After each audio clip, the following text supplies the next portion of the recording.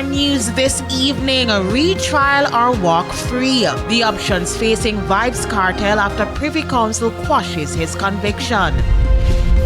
Opposition worry for local farmers following changes for some imported goods.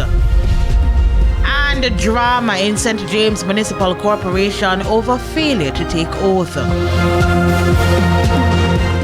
Good evening and welcome to Primetime News. A special welcome if you're watching on TVJ International in the Cayman Islands or on onespotmedia.com. I'm Herman Green. And I'm Janella Precious with a preview of what's to come in business news. Here's Andrea Chisholm. Well, Janella, have you ever been to a business place pacing nervously for hours and having to stand in that line to do a business transaction? Well, there's a push to make doing business much easier. I'll tell you that and more in the business day. Did she just ask, have we? That's like every day.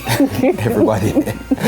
And Spencer Darlington is here with a preview of what's to come in sports. Spencer, what do you have for us? Thank you, Herman. Well, the Reggae Boys head coach has suspended a top player for their upcoming Nations League semi-final. We'll tell you more in Primetime Sports later. And Romain is also here with a preview of what's coming, the weather report and forecast. Romain?